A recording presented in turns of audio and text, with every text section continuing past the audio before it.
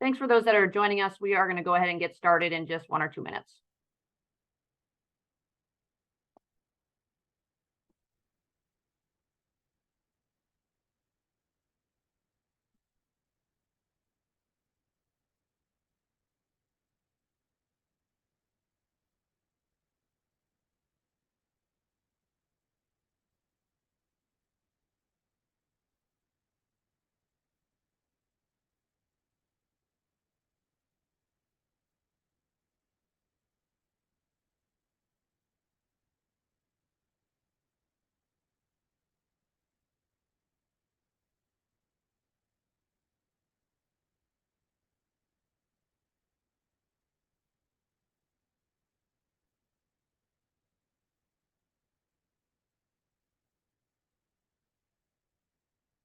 Okay.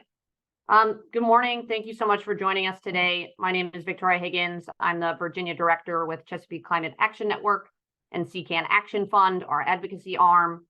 Both CCAN and CCAN Action Fund, as well as many of our over 35,000 members in Virginia, were deeply involved in the passing of the Virginia Clean Economy Act in 2020 and have been deeply involved in defending and implementing that law since then.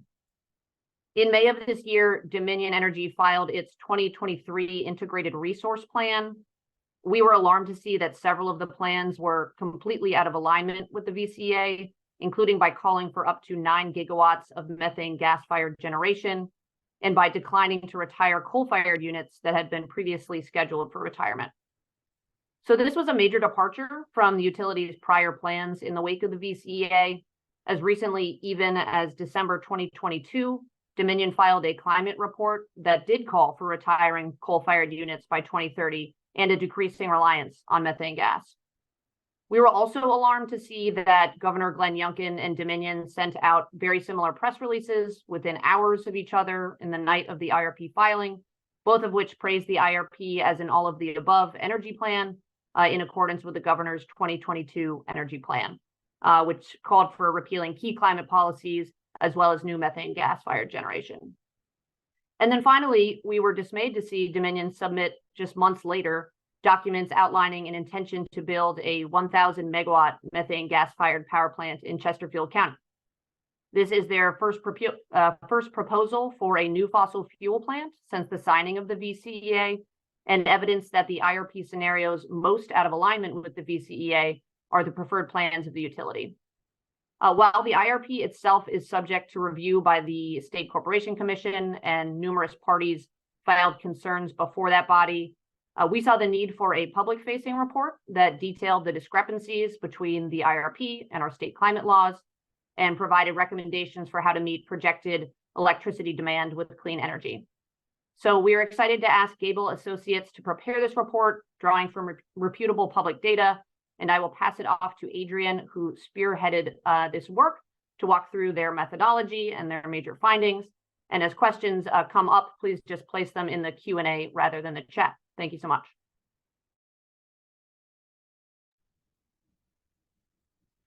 Hi, everyone. This is Adrian Kimbrough from Gable Associates, Senior Vice President with the firm, and I've been with the company for several years, and I typically work on areas involving power market analytics, regulatory policy analysis, and clean energy technology costs valuations. And so, as Victoria mentioned, we were brought in to review Dominion's load growth and resource mix assumptions over the long term, the next 10 years, and determine what sort of opportunities existed for Dominion to increase its ability to comply with the Commonwealth's clean energy procurement mandates and ensure that it was better serving ratepayers than its current plan would.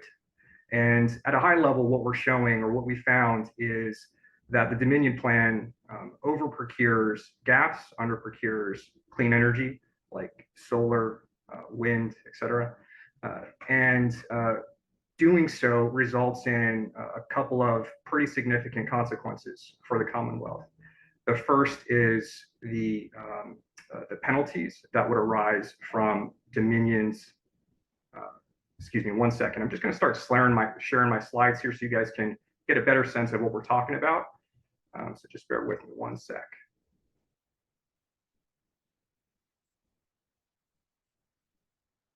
Okay. All right. So up on the screen here, you should see a slide showing a comparison of Dominion's projected load growth and the renewable portfolio standard clean energy procurement targets that I just mentioned. And so at a high level, getting back to the point that I was just addressing, what we're showing here is that Dominion's load is projected to increase pretty substantially over time, starting in 2024, going all the way out through 2050. And what you can see in this chart is a couple of different things. One, this blue line is Dominion's electricity demand, and it's effectively showing you that, again, as I mentioned, it's increasing from a relatively stable point in 2024, but increasing pretty rapidly over the next 10, 15, 20 years. And the line below that, this gray line, is showing you Dominion's required renewable energy sales under the Virginia Clean Economy Act of 2020. And as I mentioned, the Virginia Clean Economy Act sets these RPS targets for Dominion. For example, in 2024, we're showing that 23% of Dominion sales are required to come from clean power and 52% by 2033. So those were effectively our benchmarks for the analysis. How can we get Dominion as close to those numbers as possible, given its current resource mix and its long-term obligations under the VCA and other Commonwealth policy mandates and targets? So I'm going to move forward in the slides here. And this next slide is covering the one of the backbones of the analysis here, which is it's the social cost of greenhouse gases. And so under the VCEA, Dominion is not only required to procure a specific amount of renewable capacity over time, such that it procures more and more renewable capacity, but it's also required to account for the social cost of carbon. And what we're showing here is that the social cost of carbon, which represents the economic and social damages that arise from the release of these types of emissions into society. What we're showing in this chart is that CO2, or carbon dioxide, comprises roughly 80% of the total overall pool of emissions and pollutants that cause societal damages. And we're highlighting this because it's important, it's critical that Dominion factor in all of these emissions and pollutants, because they're all caused by the generators it has in its fleet or plans on building over the next 10, 15, 20 years. And so it's not only critical or required that Dominion include the social cost of CO2, but it's also important that Dominion factor in the social cost of these other elements. And that's, again, one of the backbones of our analysis, showing the societal damages that can be caused by Dominion's failure to comply with the VCEA over time. So I'm going to keep going here. And this next slide is covering another aspect of the methodology underlying our analysis. So previously I mentioned that we're factoring in the cost of emissions and air pollutants. And here we're considering the cost of new resource technologies. So as Dominion is planning on building a new resource mix or new portfolio of generation and storage resources, it has to consider a number of factors, not just the cost of emissions or RPS penalties, but also what is the cost of building new assets, of operating new assets to serve load. And this chart looks at what's known as the levelized cost of energy of the different types of, or two of the primary types of resources that can be used in building these new types of resource mixes. Specifically, we're comparing a natural gas combined cycle with a hybrid solar and storage asset. And I chose these two assets to focus on for this analysis because not only is Dominion planning on building new natural gas combined cycle units, but these types of thermal resources are typically seen as the most common new resource to build by a lot of the vertically integrated utilities throughout the US. Dominion isn't alone in that regard. It's just a kind of a historical vestige of the way power was typically generated and procured. And so comparing that with solar and storage, a relatively newer type of renewable asset is helpful because it provides a good benchmark as a more reliable form of renewable power generation, because the storage can balance out the intermittency of the variable generation of solar power resources. So it's a lot to say, but at a high level, what we're showing here is that solar and storage is effectively cheaper than natural gas under a variety of scenarios. And that's very important because a lot of these long-term resource plans, including Dominion's, think about, is it cheaper for us to build natural gas, or is it cheaper for us to build solar and storage or some other resource type? And I think a lot of the historical arguments against building renewables assets were that, in part, they were too expensive.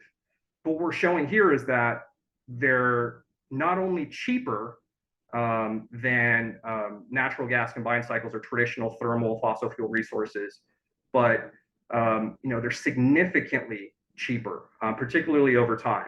And so, for example, if you compare the cost of a new solar and storage resource, the levelized cost of energy, to a new natural gas combined cycle resource today, or in 2024, let's say, if you don't factor in the cost of emissions, so CO2 or other greenhouse gases, it looks like solar and storage is slightly more expensive. But as we just showed, when you look at the requirements under the VCA, Dominion is required to factor in the cost of at least CO2, if not GHG or greenhouse gases. So if you do that, and if you're complying with the VCA, what you can see is that solar and storage, this blue line on the chart, is significantly lower or significantly cheaper than this gray line on the chart, which is the VCEA mandated cost, or the mandated consideration of the social cost of carbon embedded within that natural gas combined cycle levelized cost of energy. Now, that's a lot to say to basically highlight the fact that solar and storage is cheaper, significantly so when you compare with new gas resources that include the societal damages that they could cause.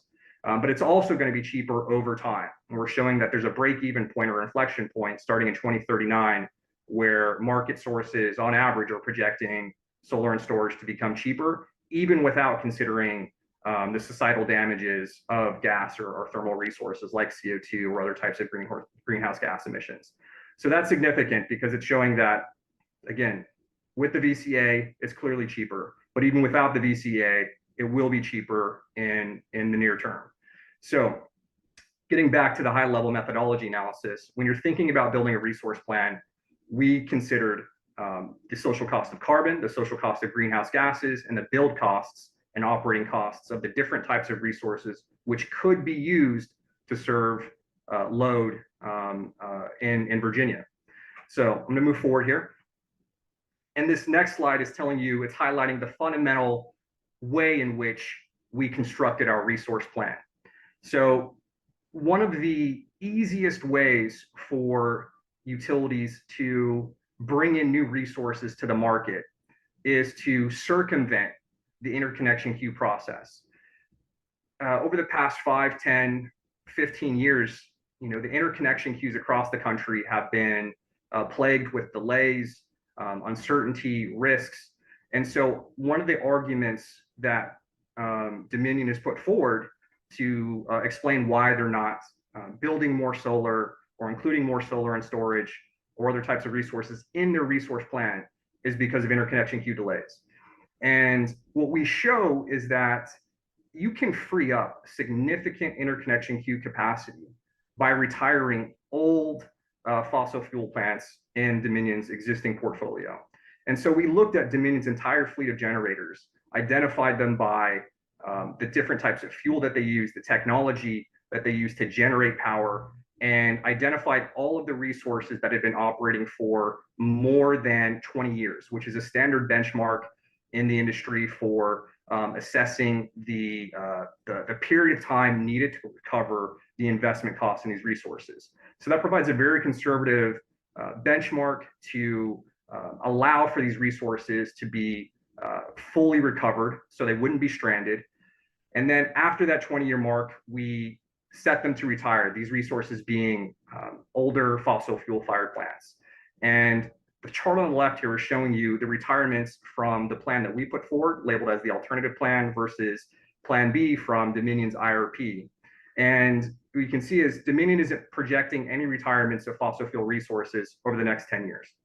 And that's a problem, because if they don't, then it's going to be much harder for them to build and implement new renewable and storage resources, put them into the market. And so just by freeing up the interconnection queue capacity constraints by retiring these older resources, what we're showing is that we can build, or Dominion can build, significantly more renewable capacity without having to worry about those interconnection constraints that I just mentioned. And that creates a significant divergence between the two plans. And I think that it highlights the main area separating the two plans, that we're taking advantage of two processes within the PJM marketplace, which are known as the generator replacement process and surplus interconnection queue process. These two opportunities allow Dominion to replace these retiring resources or add on additional storage resources to supplement the interconnection queue capacity of these resources as they get plugged into the grid. So you don't have to wait for the typical interconnection queue phases and studies and delays that most resources would. This is pretty much the straightforward, low-hanging fruit that allows Dominion to inject new power into the grid as quickly and efficiently as possible with the least amount of uncertainty or risk. So that's a huge element that I wanted to flag, and it really provides kind of the crux of what allows us to show the easily or relatively easily attainable benefits, such as lower emissions, avoided costs, avoided damages, et cetera, that we'll get to in a second. All right, so moving forward, this last graph on the chart is really summarizing the primary benefits of our plan, this alternative plan, relative to Dominion's proposed plan, Plan B from their IRP. And we're showing 4 different benefit streams. The first is, let's go with emissions. So by replacing these older fossil fuel generators with newer, cleaner solar and storage resources, Dominion can avoid 52 million tons of emissions over the next 10 years. That's a significant savings, and that results in quite a few additional benefits. So if you look at the CO2 related societal damage or the GHG related societal damages, what we're showing here is that as emissions go down because of the ability to plug in more clean power resources, the societal damages that would have occurred from that thermal resource pollution would also go down. So we're avoiding significant amounts of societal damages from CO2 and other pollutants. And lastly, we're also avoiding significant RPS penalties. And this is a significant consideration that Dominion does address in their IRP. But because of the different factors that we're all considering in our different plans, we don't really get a good sense of what those full RPS penalties are. And so as a means of being conservative, our RPS penalty assumptions are, they only assume the low end of the potential penalties that could be levied against Dominion. So under the VCEA, the Virginia Clean Economy Act, any shortfall in RPS attainment, so if Dominion is unable to meet those targets that are specified under the VCEA, it will have to pay somewhere between $45 to $75, I believe, per megawatt hour or for their shortfalls. And so we're taking the low end of that range to back into our RPS penalty estimate here. And what we're showing is just significant savings for ratepayers. Billions of dollars over the course of the next 10 years from savings for the avoided costs of these RPS penalties, as well as the avoided societal damages from CO2 and GHG. So at a high level, again, let's just recap what we do here. We looked at Dominion's load to figure out, with the increase in load over time, how much energy will Dominion have to generate or procure that is from renewable resources. And then from there, we try to create the most efficient and cost-effective pathway to make sure that Dominion can maximize its ability to comply with the VCEA while maintaining system reliability, while minimizing interconnection queue delays and risks, and importantly, minimizing ratepayer cost impacts and societal damages.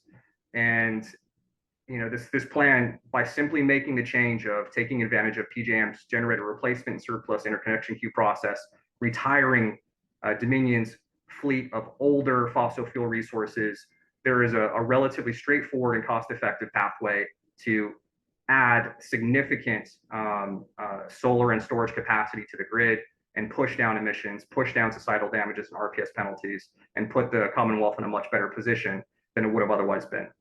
So I'll pause there, turn it over to Victoria or others on the call here if they have any other feedback or questions. Thank you so much, Adrian.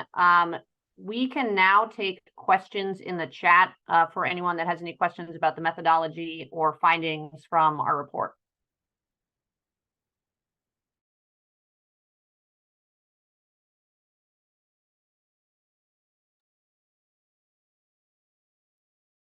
I have one question here for you, Adrian. What other clean energy choices does Dominion have in addition to the methodology that you've suggested in this report?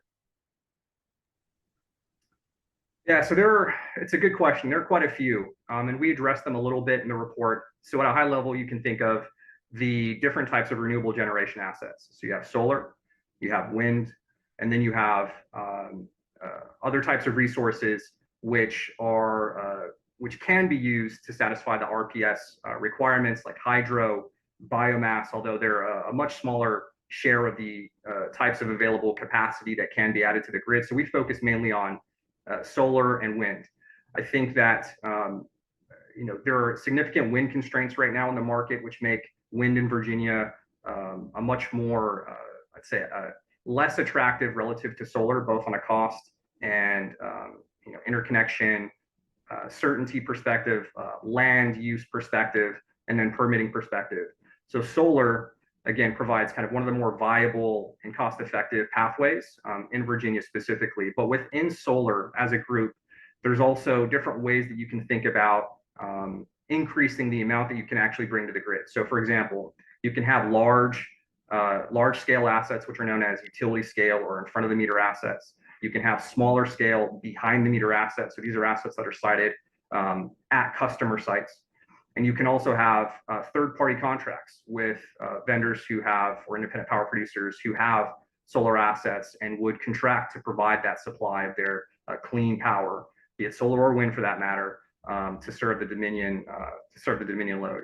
Our analysis focuses at a high level just on the broader category of solar plus storage, using storage again to balance out the intermittency of the renewable generation. But within that, we also consider the PPAs, or excuse me, the third-party contracts that can be used to buy supply from clean energy producers. We also include behind-the-meter generation that's consistent with Dominion's own projections. So in that sense, we're really not deviating from Dominion's plan to have a variety or a diverse source of solar and storage generation assets. We're really just looking at how much more can you feasibly add to the grid given the available interconnection supply.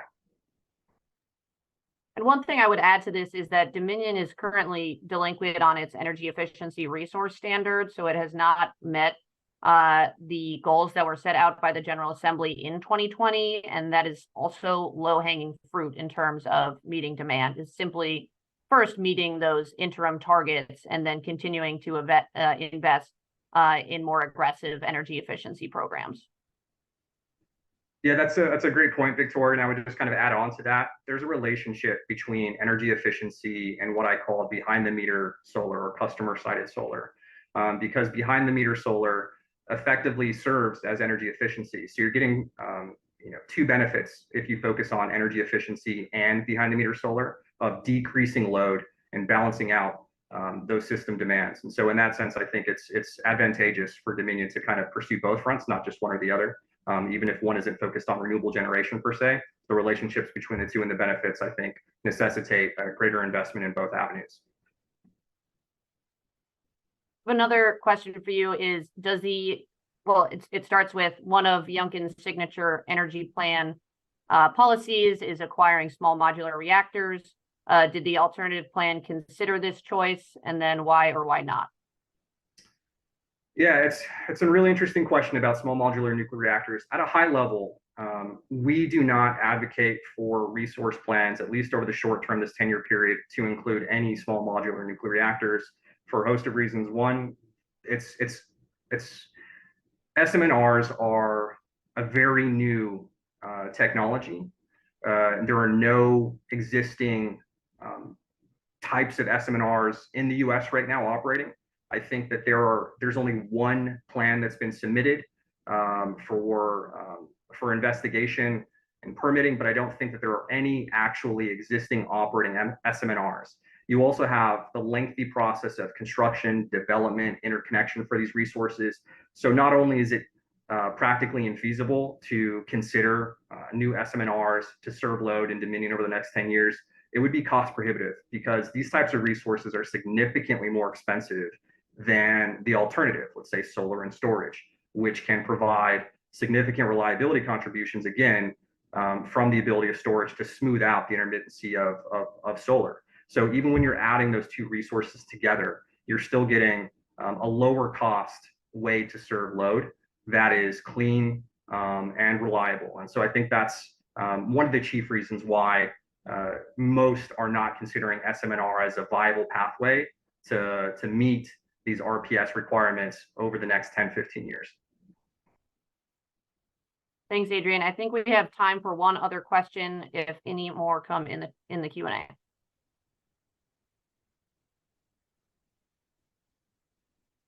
A question here, how often has the interconnection replacement process been used before, and is that common? Yeah, I wish I had data on that because that would have been a great stat to throw on these slides, but unfortunately I don't have that in front of me.